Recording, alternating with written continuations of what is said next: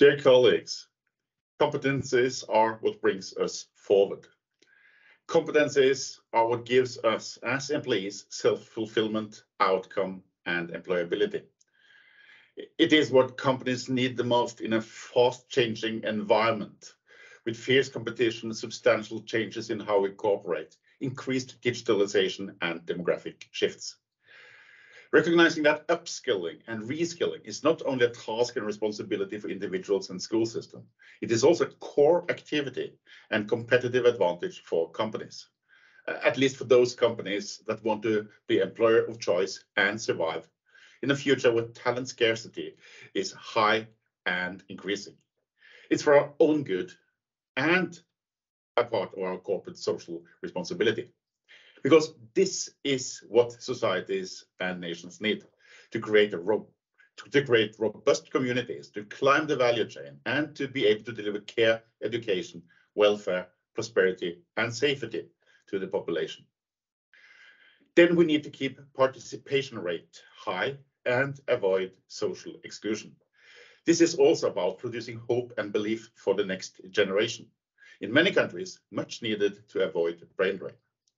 Joint challenges need joint efforts. That is, for me, a no-brainer. My name is Even Bolstad. I'm Managing Director of Norwegian HR Association HR Norge. I'm also President of the European HR Association for People Management, EAPM, bringing together 34 national HR communities all over Europe.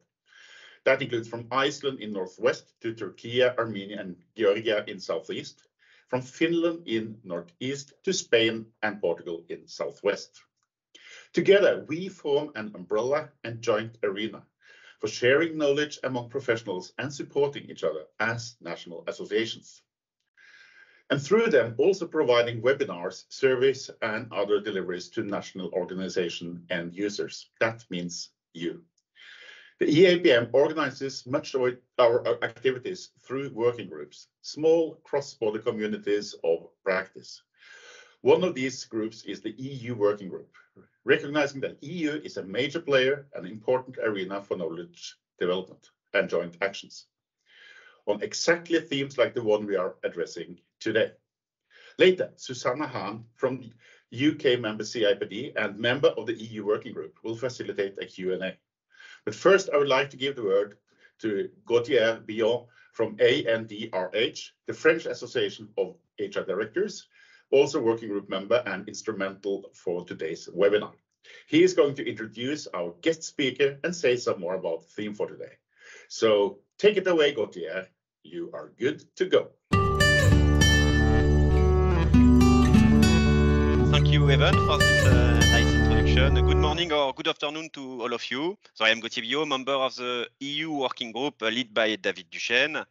As you perhaps know, 2023 is the European Years of Skills. This program will provide a unique opportunity to push forward a skills revolution in Europe, making the upskilling and reskilling of all working age adults the norm.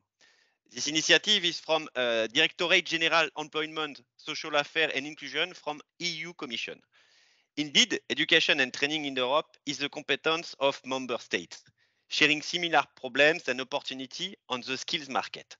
We will discuss today about how the EU supports the skills development with Felix Rohn, policymaker at the DG Employment, Social Affairs and Inclusion of the European Commission. So please find a brief overview of today's agenda. We will start by 25 minutes of presentation by Mr. Rohn, followed by a Q&A session facilitated by Suzanne Hahn. Please don't hesitate to share a question on the Q&A module of Teams. Coming back to Mr. Rohn, he started his career working in Central and Eastern Europe. Then he worked in a project team for the monitoring and assessment of the EU PHARE program, dedicated to the development of central countries and preliminary of the future EU enlargement of 2004. In 1988, he became a civil servant in the European Commission, where he worked in the policy field enterprise, higher education, vocational education and training, before he changed to skills and qualification, where he is working today. he drafts the first EU funding guide for the tourism sector, and he worked for the Tempus program in Eastern Europe and for the Leonardo da Vinci program, where he coordinated the work of the national agency. Today, Mr. Ron is in charge of the blueprint for sectoral cooperation on skills and working in the Pact for Skills teams. He's the interface between his skills and qualification unit and the other sectoral unit in the Commission. So a warm thank you for your time today, Mr. Ron, and also for all the insights you will share with us today. Mr. Ron, the floor is yours.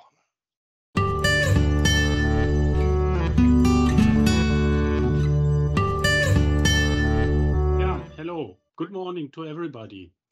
Well, not good morning, good day then. I share my screen because I will show a slide. You see a slide with the 12 actions of the skills agenda, which was approved by the Commission and published by the Commission in 2020. And this is our strategy from 20 to 25 for cooperation on skills and skills development in the European Union. So I start with the first action. Your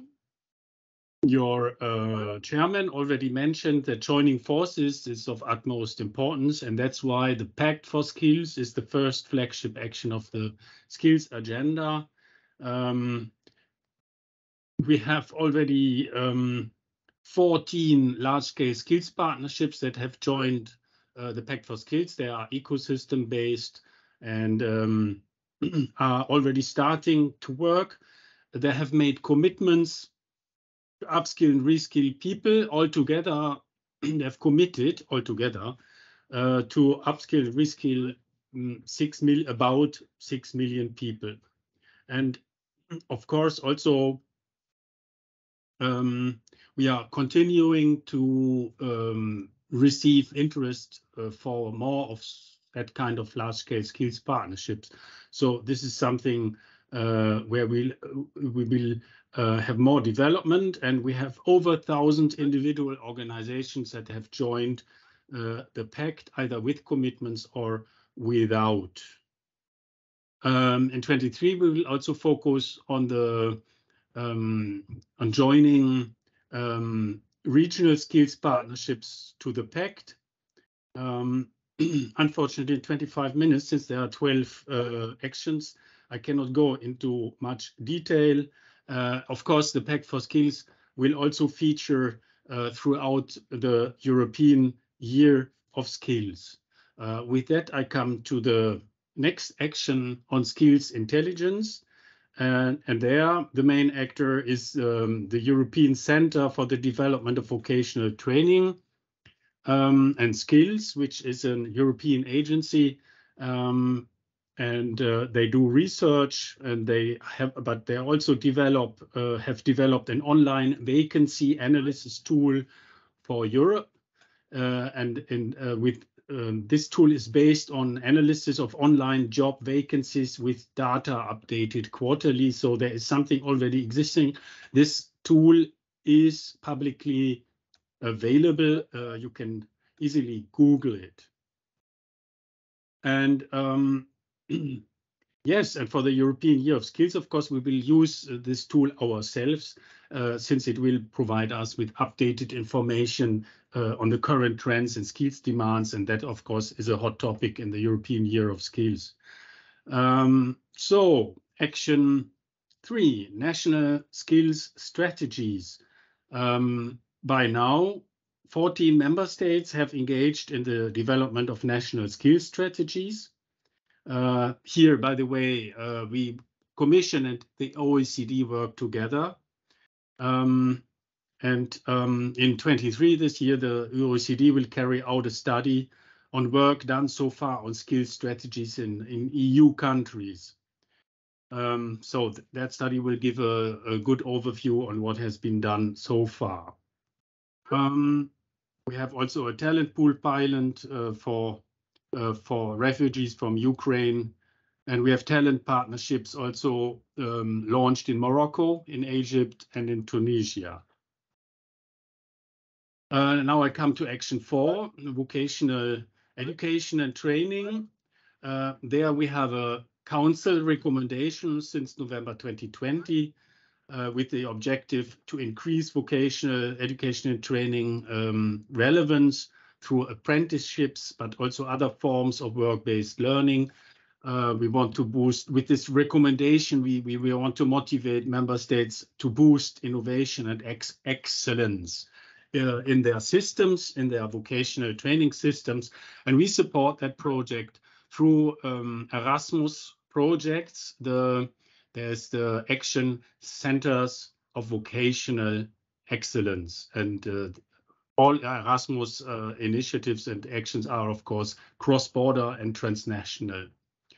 And these centers of vocational excellence shall build up networks of partners that develop local skills ecosystem. So it's on one hand a regional based Erasmus action. On the other hand, it crosses borders and reach out to other centers of vocational excellence.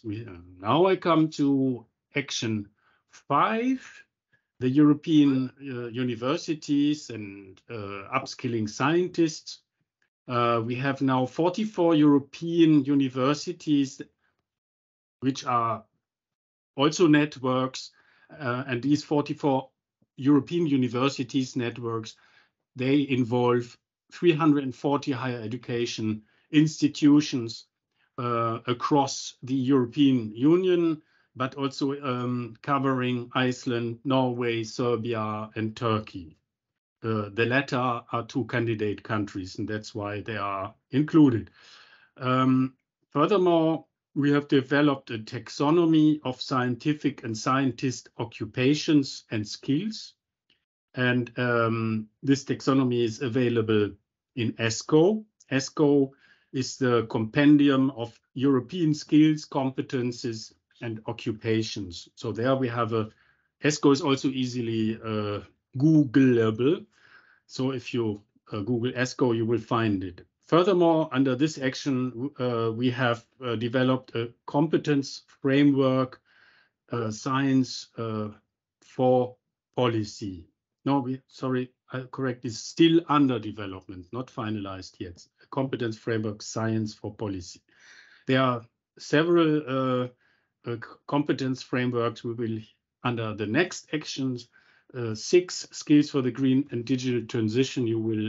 We will hear more from other competence frameworks. But first, let me mention the Council recommendation on learning for the green transition and sustainable development, adopted in June 22. And in January 22, we published another taxonomy, a taxonomy of skills for the green transition, again in ESCO.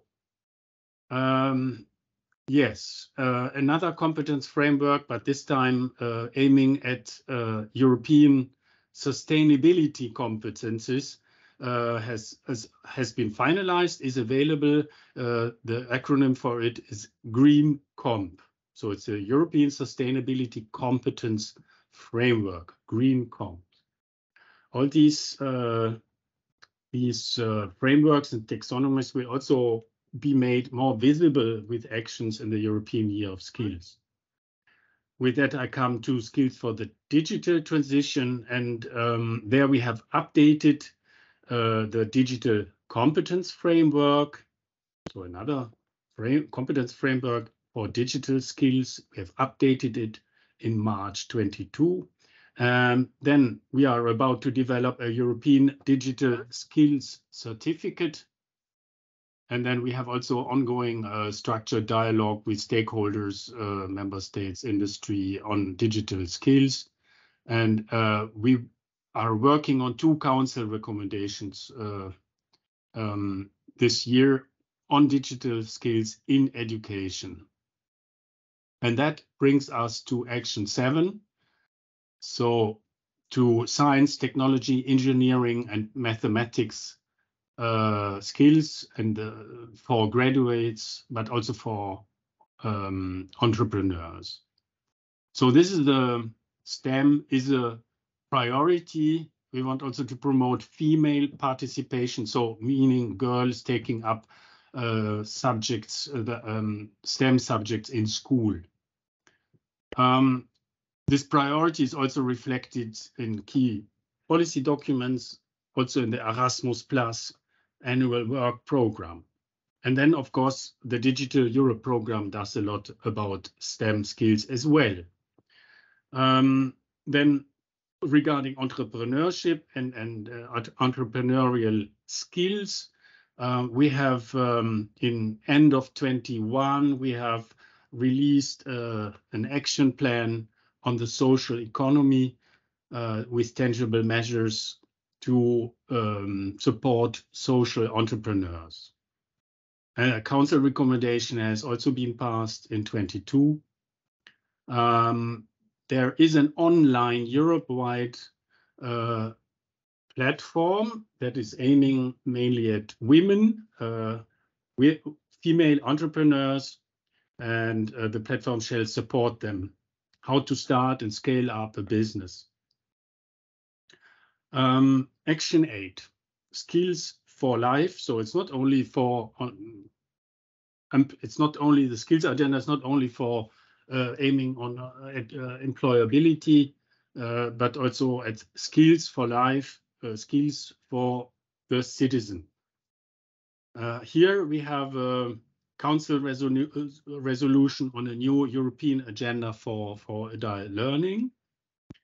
And we have also worked on a joint financial competence framework for adults, which will help adult learning teams to teach this and to train financial skills to adults, to citizens.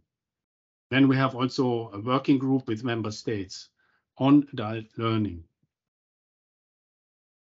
Well, when it comes to learning and training, then also individual learning accounts, Action 9, are important. We have the Council has passed a recommendation in 22 on individual learning accounts, and already 17 member states have included their national individual learning accounts initiatives, which are mostly at pilot stage, in their recovery and resilience plans. And also in their ESF Plus, or European Social Fund planning. So both Recovery and Resilience Facility and European Social Fund are, well, big pots of money, basically, EU funding with very important budgets, but they are implemented at national level. And related to individual learning accounts one more. What's the objective of individual learning accounts? It is that we want to put the individual learner in the driving seat. And so an individual learning account is also linked with concrete finance and funding for the individual. And the individual has a leverage over this amount for training. And with that, we want to motivate individuals to take training, so that the excuse, I don't have the money, or even that the enterprise says, well, we don't have the money, though that would be short-sighted for training. The individual is in the driving seat and has the means, financial means, to take training. And we hope this will have an impact. So related to the individual learning accounts are the micro credentials. Here we want to develop, together with member states, of course, a European approach to micro credentials. And the Council has passed a related Council recommendation. And the recommendation promotes quality, trust, and uptake of micro-credentials. It introduces key building blocks that include a common definition, standard elements for describing micro-credentials, and principles for designing and issuing micro-credentials. Micro-credentials are there to validate and also give more appreciation to short training periods. With that, I come to the new well, it's not new anymore. The Europass platform was revamped and became operational in 2020. Europass, I suppose, is best known for its standard CV structure. But what you also can do as an individual on the Europass platform is not only create your CV and cover letters for application to employers, but also you can test your digital skills. You can find information. You can test your own skills and find information about related training, where your gaps are, related training, but also find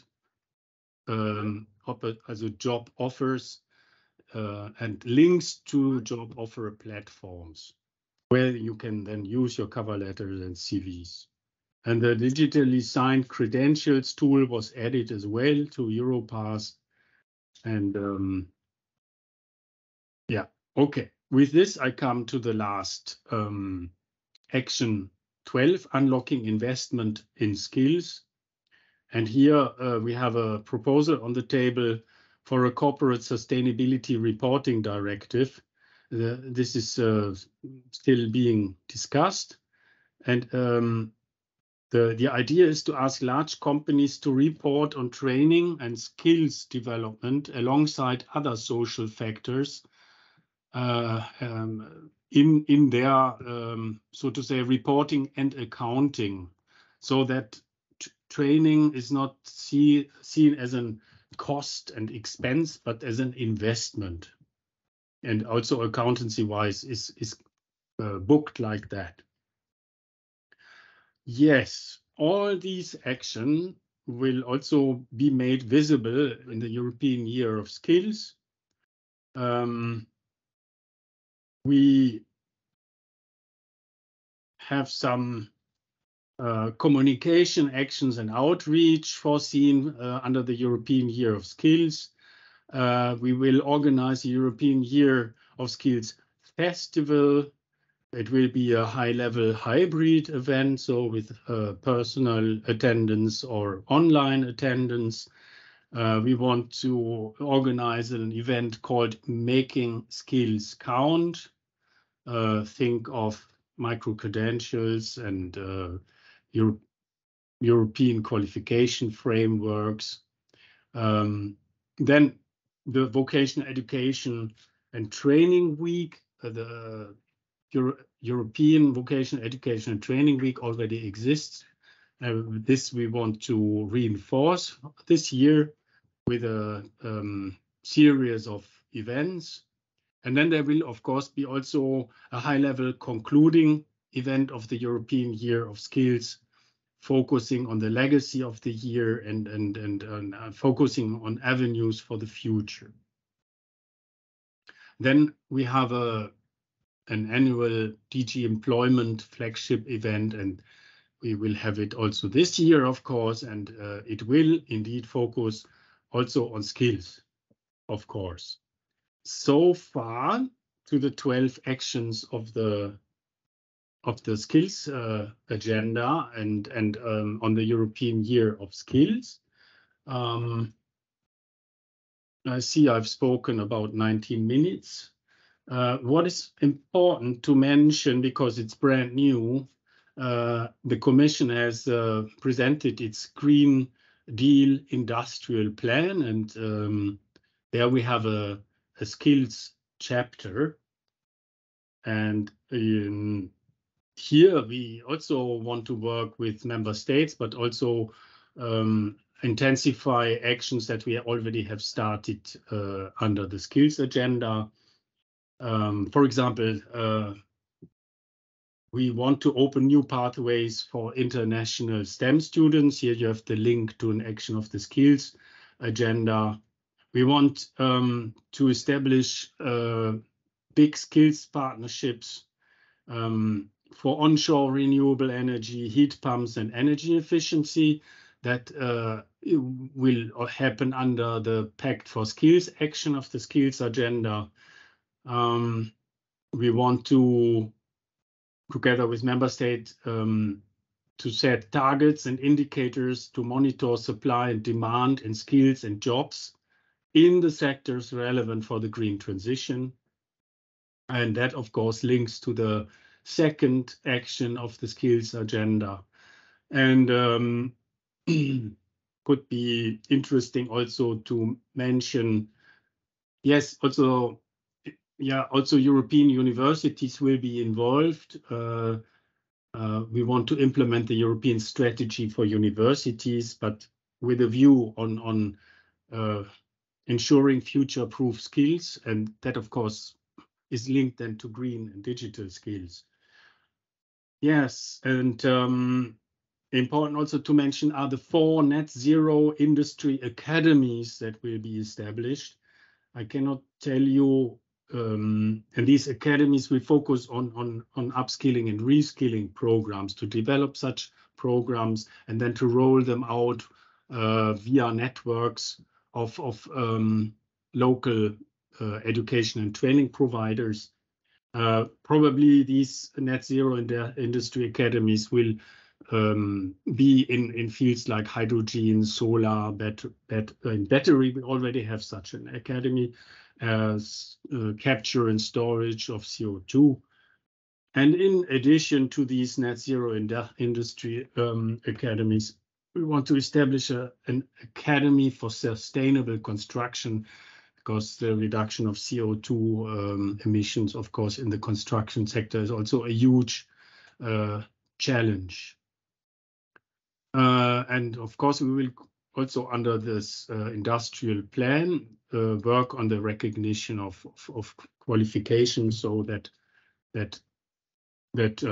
workers in this transition, workers that lose out in sectors where employment will be clearly reduced, so-called brown industries, so that they can easily move to where the jobs are, in the green jobs like construction, renewable energy. You have to ensure that their qualifications are at least transparent, if not easily recognized in another member states. We will also work on recognition of qualifications of third country nationals, and of course, regarding third country nationals, I mean, immigration must be legal, and it must be immigration of skilled people, because we cannot allow uncontrolled immigration of people who hardly can read and write. That would not be a good fit for our economies that become more and more complex, and where more and more people have to upskill and reskill. We have too many people in Europe who have only basic, also not even basic skills, who still struggle with reading and writing and calculating. Then we have still too many people in Europe that have a lack of digital skills, not even basic digital skills. So we have to tap into that pool before, and then see if there still is a gap. How can we fill it with legal immigrating third country nationals with the right qualifications for our industries? And I think I would leave it here and stop my presentation. It was long enough. Yes, and I hope one or the other point was of interest to you? And if yes, please do not hesitate to ask questions.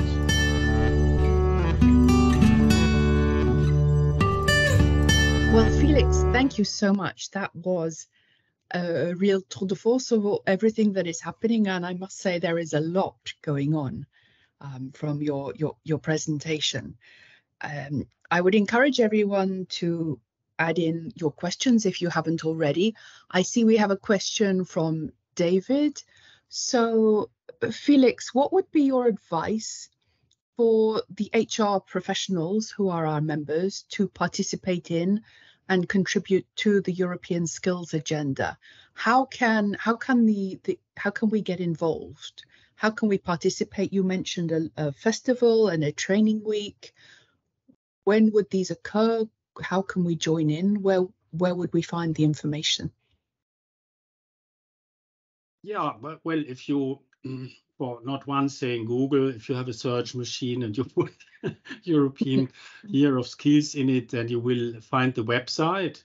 Otherwise, you go on the website of DG Employment. There should be also an easily identifiable a link to the website of the European Year of Skills. And there you can see already the information that is there. And then there is also a link to register an event. So if you plan events, and not only as a EAPM, but also your national member association, they can also register events. And then you will be provided with a communication kit with the badge. So this event will then get the corporate branding of the European Year of Skills. Lovely. Well, we can send out the links probably after the webinar. Mm-hmm. Post them. We'll post them in the chat. Good. So the next question would be, how well is the EU doing in terms of reskilling compared to other regions of the world? So are we doing better or worse than others? And which countries in the EU are best in class, perhaps, for the rest of us to learn from? Also, I'm afraid comparatively, I cannot say a lot, but I'm sure that everybody has noticed during my presentation that there has been done a lot, and but there's yet so much to do. And our political masters like to speak of a skills revolution, but it's for sure, if we don't have a revolution, we need a very fast evolution. And this is on the agenda. Skills are on the agenda now of every sector. My sectoral colleagues in the Commission are talking to. So at European level, this is a priority, skills. Indeed. And so I expect also with the partnerships under the Pact for Skills, I expect that much more will be done. And that will be also stepped up by the big funds like the Resilience Recovery Facility and the European Social Fund. Interesting.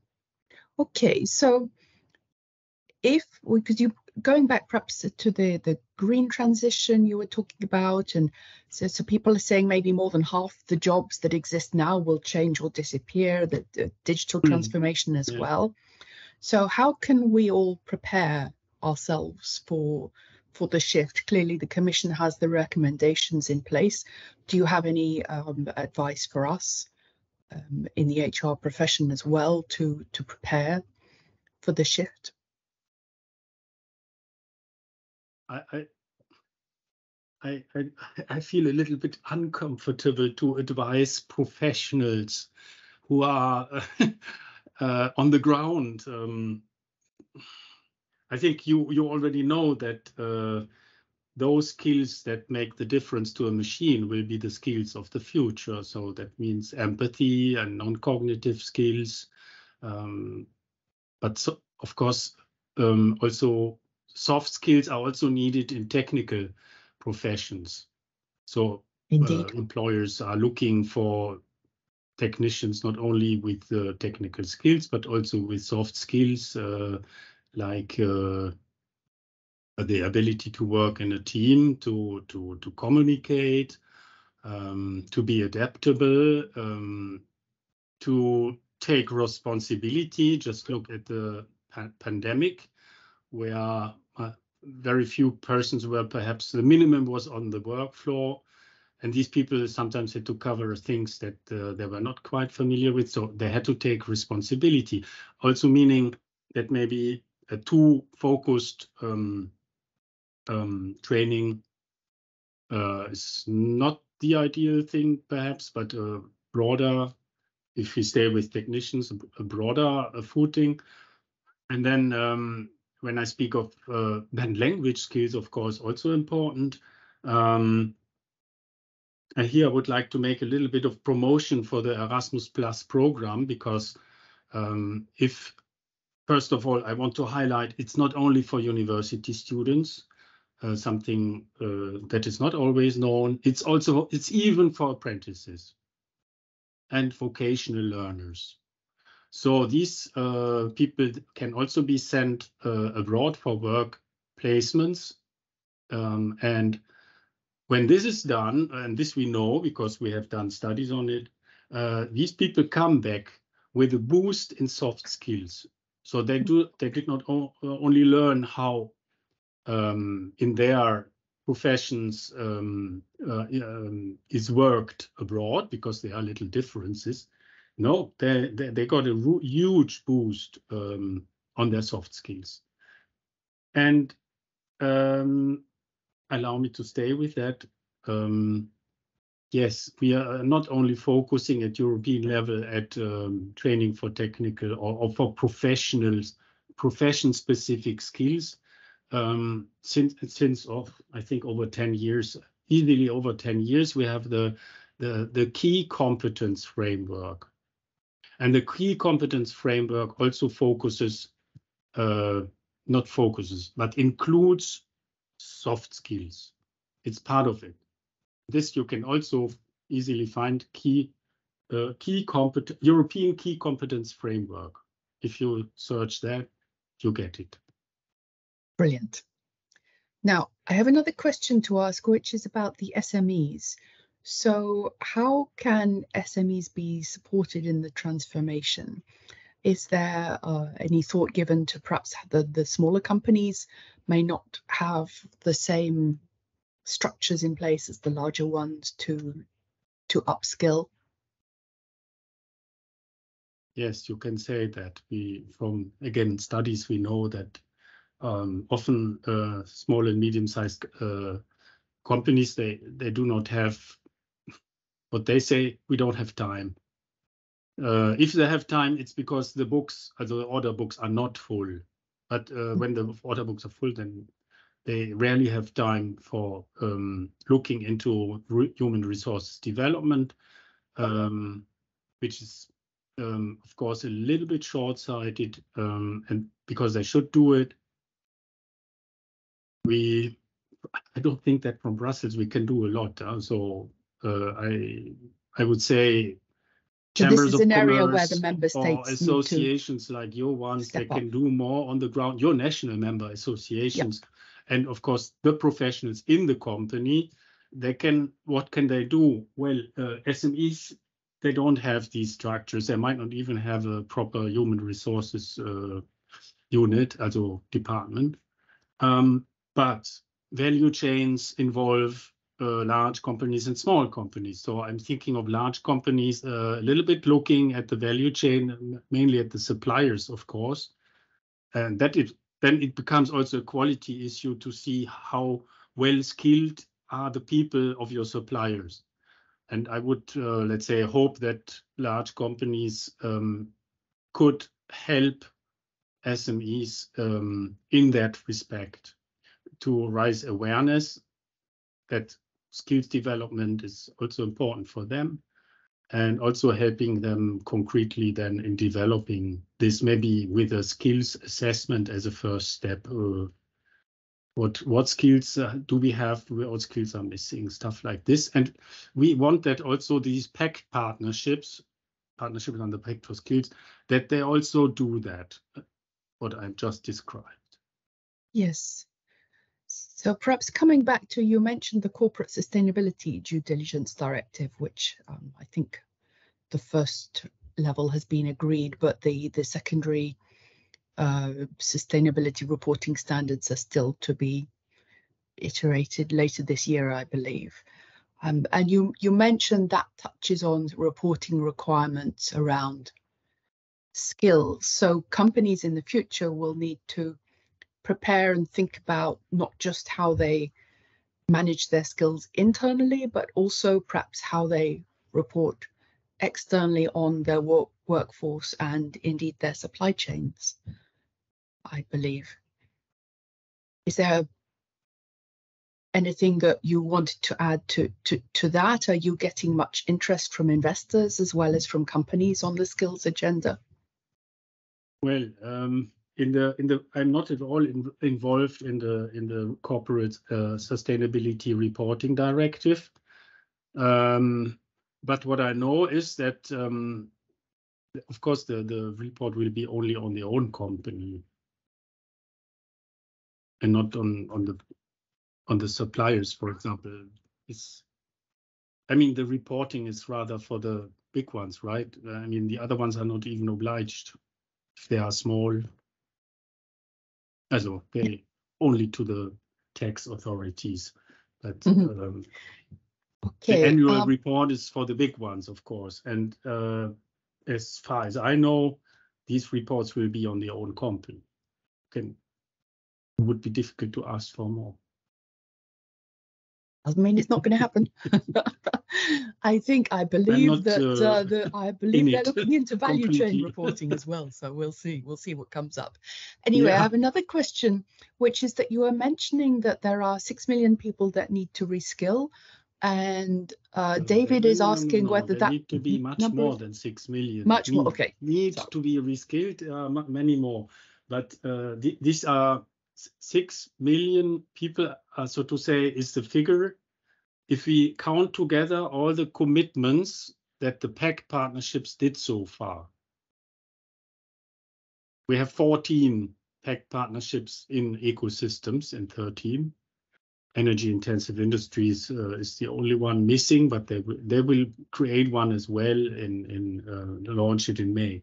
But all these 14 existing pact partnerships have commitments, and if you count the figures, then you get to, in, let's say, between 3-5 years, they want to retrain and upskill 6 million people in total. Okay. Lovely. So the next question is, how do you make sure when you develop tools like Europass and other tools, how do you ensure that they meet the needs of the users? Is there a testing process, a consultation process? What is the sort of, how does it work? The usual procedure is that you first of all consult with the bodies you have. If it's about qualifications, for example, we have the EQF Advisory Board. EQF is the European Qualification Framework. If it's about vocational education and training, we have the Advisory Committee on Vocational Education and Training. And in both committees, you have not only member states, you also have European social partners, for example, like SME Europe, Business Europe. You have Industry All as a European social partner. So the consultation would start there, and then in some cases there would be a white paper published. There would be an open public consultation online where everybody interested in can make contributions, and then of course, yeah, this has to be analyzed, and this is the way it works. So it has to be adapted to where the tendencies of the contributions in that direction went to. Oh, my English was not so good now. Are there any consultations coming up that we should be aware of? Anything that you will be looking for responses on in the near future? For my field, I'm not aware of one in my field for the moment. Okay. But we should I keep an eye on other areas. Of course, of everything what is going on in the Commission. I mean, that would be a very big task, yes. Now, we have another question about micro-credentials. So Massimo is asking, so by this do you mean tools and services like Minilearn, Credly, or Bester? I think you mentioned earlier, but could you explain a little bit more about the micro-credentials, please? Well, I mentioned already that what the recommendation is aiming at, but it wants that micro-credential have a certain quality, therefore create trust and uptake of micro-credentials. So this is then in detail in the recommendation. And then it's recommending the key building blocks of micro-credentials to member states. Council recommendation usually is to member states. And there it includes a common definition, also recommending a common definition, standard elements for describing micro-credentials, and also principles for designing and issuing micro-credentials. So these are recommendations to member states with elements that they should take into account when they set up micro-credentials. And the purpose is that, first of all, you have then portable credentials. So if you change work, you can take it with you, and it will be an official credentials because set up by the member states. And that is important because then also short training periods are recognized. And that, again, is a motivation for individuals also to take short training periods, time.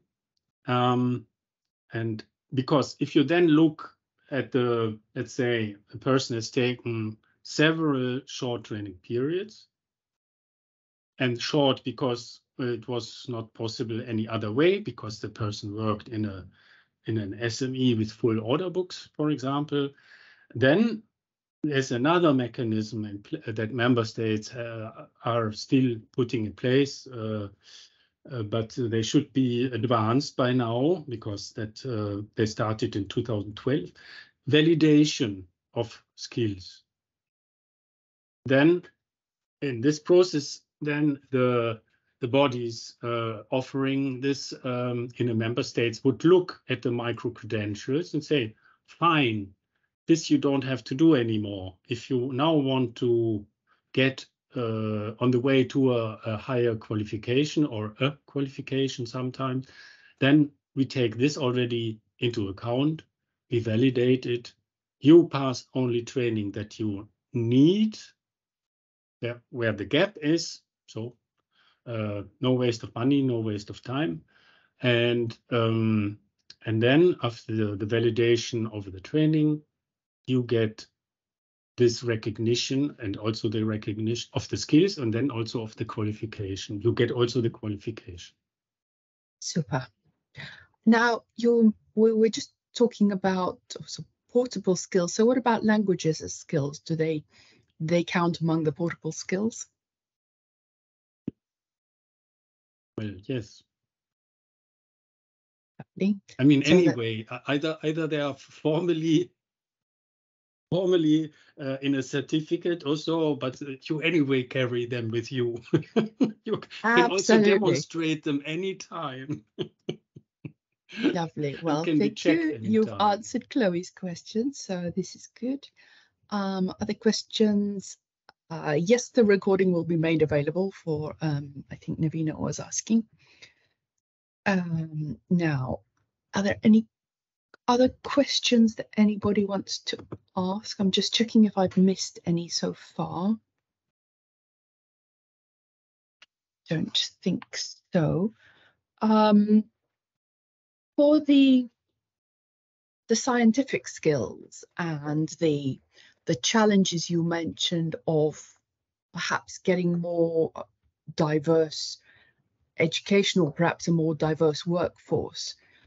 You mentioned that the Commission has an action plan on the social economy platform. Are there any further actions planned in that area, or is that now more for implementation among the member states?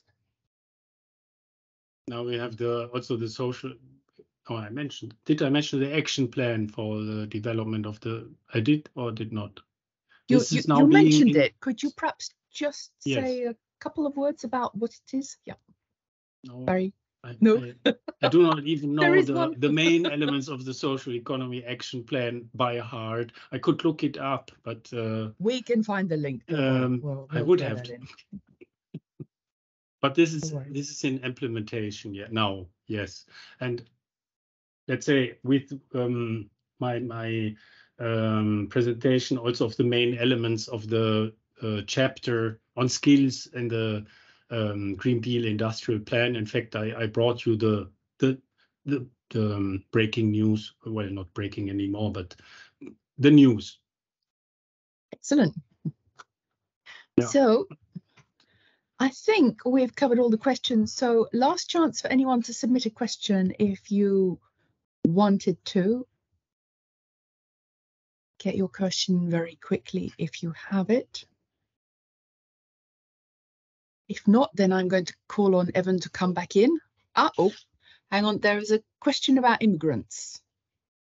I see. I think you mentioned something about, I don't remember now, but was it third country nationals, perhaps? Was that? Mm-hmm. Is there a specific plan for immigrants? We have a question. Yes, I mentioned that we are going to work on making the recognition of qualifications of third nationals easier. Again, this is with member states. So what will come is a recommendation. Okay, and then the recommendation means that it's non-binding. Legal immigration,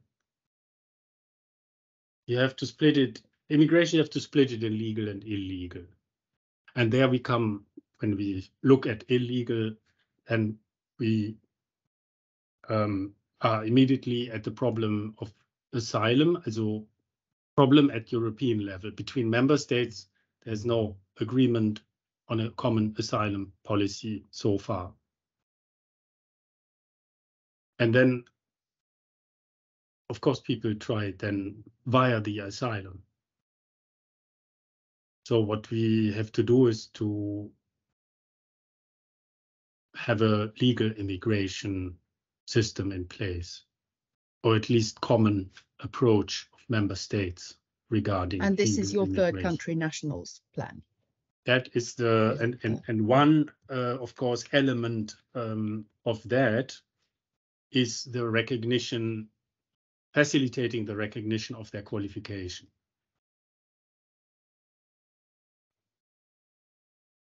Okay, well, I think thank you very much for answering all the questions. I'll hand back over to Evan to wind up, but I think there is an awful lot going on at European level. So thank you for everything you're doing, Felix, and I'll pass over now. Thank you very much for sharing your insights and knowledge. You said if we do not have a revolution, we indeed have a fast evolution. So I would like to say thank you very much to Gautier and Susanna, to the rest of the EAPM working group, including Teresa, Ilona, Bruno, Ulrich, and the last but not least, the David leader from Belgium. I would also like to express my thanks to Natalia, Beck, Aaron, and Paul at the EAPM Secretariat, working behind the scenes and producing this webinar. And last but not least, to all of you joining and actively participating through the Q&A. We have had more than 27 nations joining forces today, including Mexico and the US.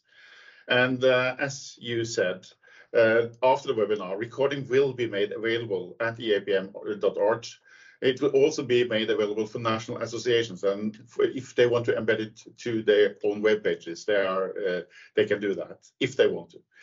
That means that we will also be sharing this to an even wider audience. So now let us put insights into action. HR is at the core of shaping the new future. That makes HR so much bigger than itself, and we have to work together with the political environment. So go out and make a difference for individuals, companies, and the society we are part of, and we are so dependent on. So thank you very much for joining.